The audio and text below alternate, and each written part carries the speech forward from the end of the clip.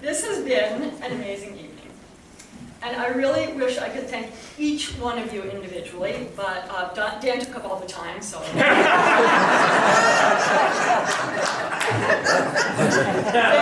are, however, a few people who deserve special thanks, and I know that Peggy has already thanked them, but I also need to thank, I'm sure there are many people working behind the scenes, but the ones that I know about who made this happen are Carol Sullivan, Katya Segre-Cohn, Peggy Dugan, and Rabbi Zakharoff. So, thank all of you for making this really, really special evening. And I was fortunate to have wonderful presidents, as you can see, throughout my time at CBH. Each one of you brought your own vision for this community and worked incredibly hard to make good things happen here. And see the results. It was my honor to partner with you to make this the amazing community that it has become. And I just want to say, I also love you, a bushel and a peck.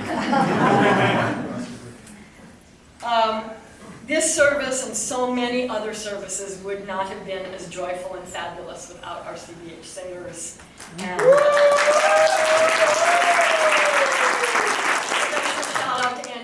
who could not be here tonight, but who has made all this music happen.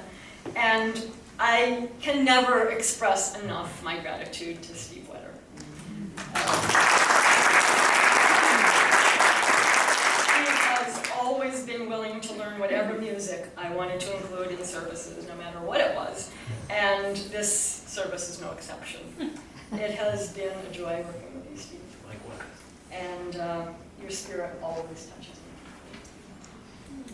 Last but definitely not least, the greatest thanks of all goes to Don.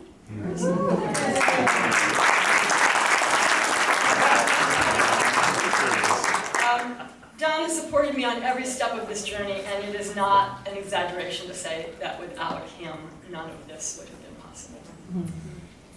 So last week I was struggling to put on paper what this community has meant to me, and then I had an inspiration. I decided that what I should do is tell a Fountain of Hope story. So with a shout out to Stephanie, Sandra, Sandra, Marjorie, Cecilia, and Betty, I would like to offer you a true story told live. I'll remember.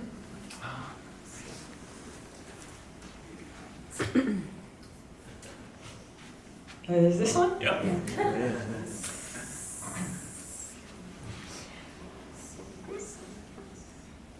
When I was growing up, I used to say that my sister was born under a lucky star. It seemed like all the good things happened to her, and not to me. And I developed this self-image that I was a person who was not lucky, and never got what I wanted. And at some point, I had to give up that self-image because clearly I won the jackpot when I married Don. And no offense to all of your children, but I got the best daughter in the entire world. And then I started thinking that maybe it wasn't just luck, but there was some divine intervention. Because just when I had come to the conclusion that I was not going to become a rabbi in this lifetime, a rabbinical school opened in Boston where Don and I were living at the time.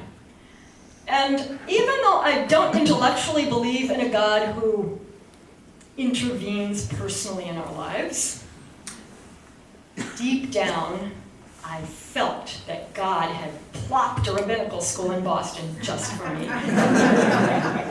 Not only that, but Jews don't really have the idea of a calling. When ministers ask me, when did you get the call, I look at them blankly and say, do you mean, when did I decide I wanted to be a rabbi? But if God calls you that clearly, I figured you probably should say yes. So I applied to rabbinical school and was accepted. And I'm not gonna lie, rabbinical school is by far the hardest thing I've ever done in my life. I was raised by atheist intellectuals. I had very little Jewish background. The learning curve was so steep that most days, all I wanted to do was lie down and roll back down. as you know, I stuck it out. And in my 5th year, there was an internship to be the rabbi of a small congregation in New Hampshire. Everybody in my class wanted that internship. Guess who got it? Thank you, lucky star. When I graduated, the congregation in New Hampshire offered me a permanent part-time position. And it wasn't bad.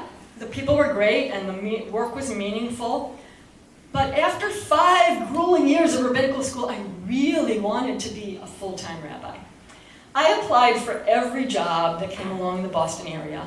And Donna and I decided we were willing to move, so then I applied for jobs in Indiana and Utah and even Australia. Wow. But no luck.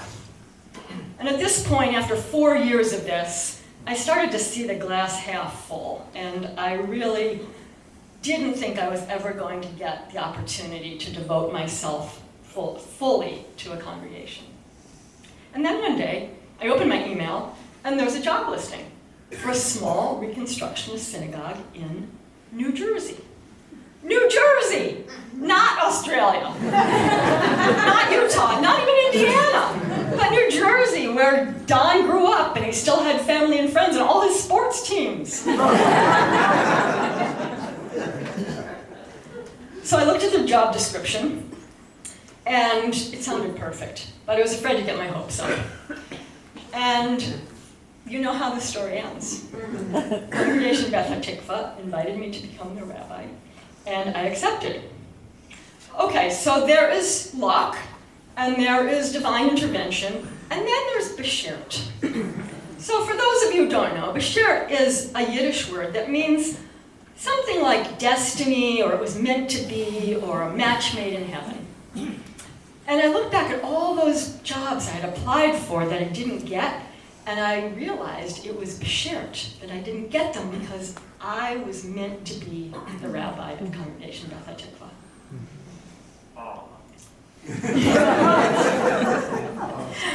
When I first came for my visit, several congregants told me that this community was the island of misfit toys. And I felt right at home.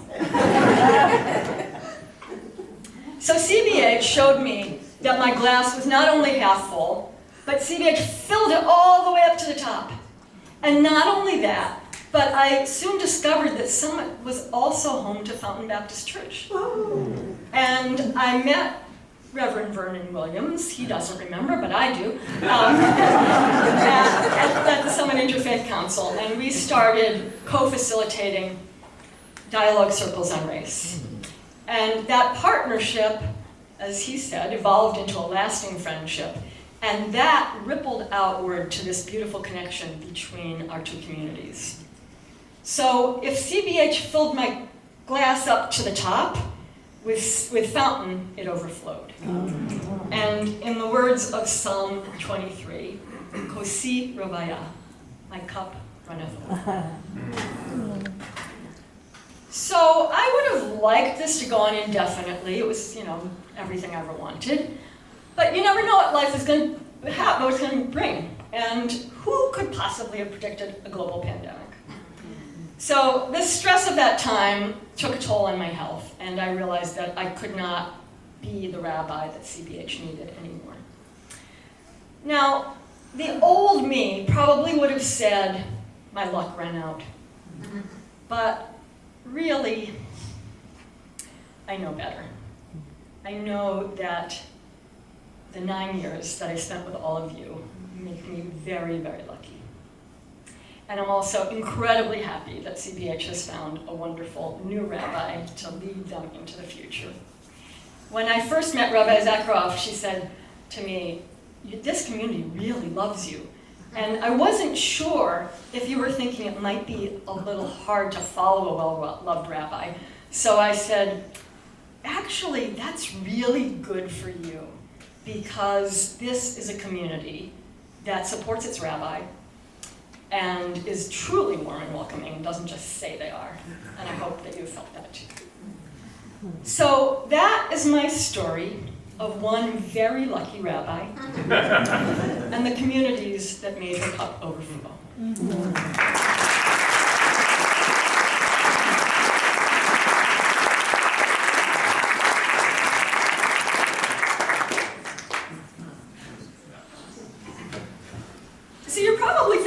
that's it. That's probably enough, but the truth is that I have an encore. Some of you were here when I delivered my Rosh Hashanah sermon in the form of a rap. And over the years, there have been requests for a repeat performance of Rapping Rabbi. So, for a little background for those of you who were not here, that was the year that I was obsessed with Hamilton. And though I am quite certain that an old white Jewish lady has no business rapping, I thought that since CBH is such a fun-loving, creative community, maybe I could get away with it. Well, let me assure you, I am no Lin-Manuel Miranda.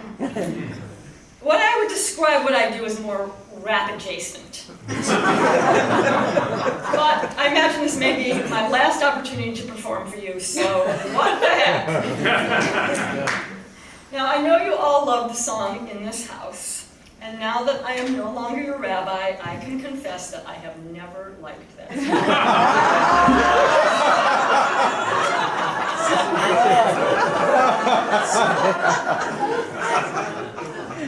So I have written my own rap-adjacent version of In This House.